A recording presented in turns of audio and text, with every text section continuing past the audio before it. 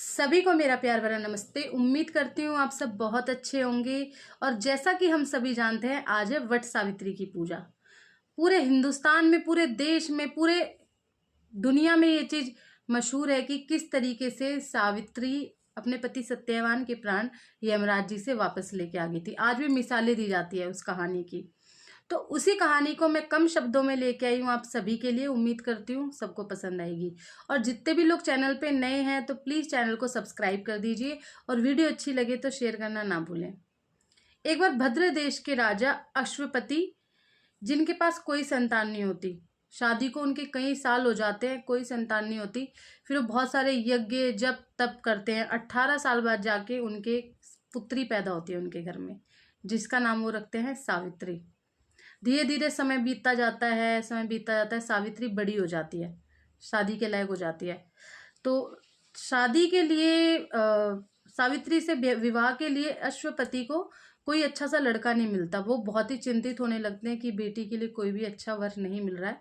तो एक दिन अपनी पुत्री को ही बोलते हैं कि बेटा, तुम ही अपने लिए किसी अच्छे से वर का चयन कर लो। तो पुत्री कहती है ठीक है। तो सावित्री एक दिन जंगल में कहीं जा रही होती है, वहां पे देखती है कि एक राजा होते हैं, उनसे उनका राज्य छिन गया होता है, तो किसी जंगल में रह रहे होते हैं अपने माता पिता के साथ। सावित्री देखती है सत्यवान के माता पिता अंधे होते हैं, लेकिन मन ही मन वो सत्यवान को अपने पति के रूप में चुन चुकी होती है। वो घर जाती है तो घर जाके देखती है उसके पिता के पास नारद मुनि जी बैठे होते हैं। वो जाके पिता को बताती है कि मैंने अपने वर का चयन कर लिया है। तो पिता पूछते हैं कि कौन है वो। तो सावित्री बताती है कि वो पास ही के जंगल में रहते हैं, सत्यवान राम के राजा, जिनसे उनका राजपाट छीन चुका है।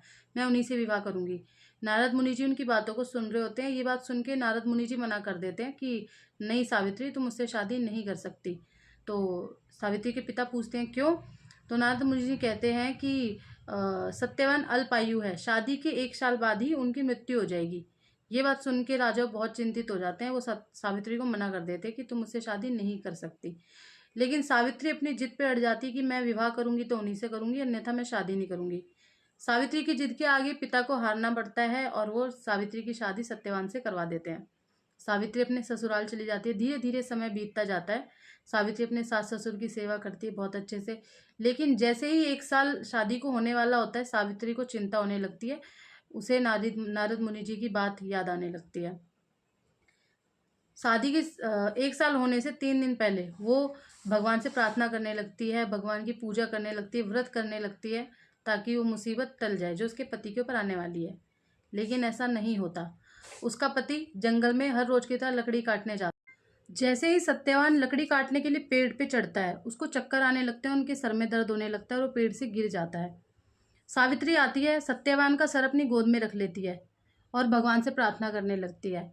तभी वो देखती है कि सामने से यमराज आ रहे हैं। यमराज आते हैं और सत्यवान के प्राणों को हर के चलने लगते हैं।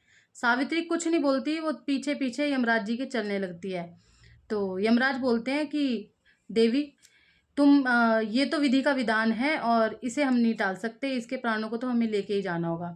सावित्री कहती कोई बात नहीं, आप लेके जाइए, मैं कुछ नहीं कह रही, मैं पीछे पीछे चल रही हूँ। पति के पीछे चलना मेरा कर्तव्य है, मेरा फर्ज है, मैं चलूंगी। तो इस बात से चिंतित होकर यमराज जी बोलते हैं सावित्री को, वरदान मांगो, तुम क्या वरदान मांगती हो। तो सावित्री कहती है कि मेरे सास ससुर अंधे हैं, सत्यवान के माता पिता अंधे हैं, उनकी आंखों की रोशनी लौटा दीजिए। यमराज जी उसको वरदान दे देते हैं। फिर यमराज जी जैसे आगे बढ़ते हैं, सावित्री फिर पीछे पीछे चलने लगती है। यमराज फिर बोलते हैं हे देवी, दूसरा वरदान मांगो, क्या चाहिए। सावित्री बोलती है मेरे पति का राजपाट सब कुछ छीन चुका है। तो यमराज जी उसको वही वरदान दे देते हैं कि तेरा सारा राजपाट वापस आ जाएगा। फिर जैसे जैसे यमराज जी आगे कदम बढ़ाते हैं, सावित्री फिर पीछे पीछे चलने लगती है। यमराज फिर बोलते हैं कि हे देवी, मांगो, फिर क्या वरदान मांगती हो। सावित्री बोलती है मुझे 100 पुत्र और सौभाग्यवती होने का आशीर्वाद दे दीजिए। यमराज जी आशीर्वाद दे देते हैं। फिर जैसे ही यमराज जी आगे की तरफ कदम बढ़ाते हैं, सावित्री कहती है हे प्रभु, आपने मुझे आशीर्वाद तो दे दिया, लेकिन मेरे पति के प्राणों को तो आप अपने साथ ही लेके जा रहे हो। तो इस बात से हैरान होके यमराज जी सावित्री के पति सत्यवान के प्राण सत्यवान के शरीर में वापस डाल देते हैं। और इस तरीके से सावित्री अपने पति के प्राणों को यमराज जी से वापस लेके आ जाती है और दोनों अपना विवाहित जीवन सुखी सुखी जीने लगते हैं।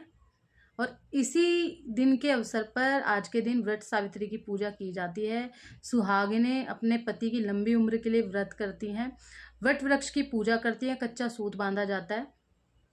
उम्मीद करती हूँ आप सबको ये कहानी पसंद आई होगी, और गलती से भी कहीं गलती हुई होगी तो हाथ जोड़ के क्षमा चाहती हूँ। धन्यवाद।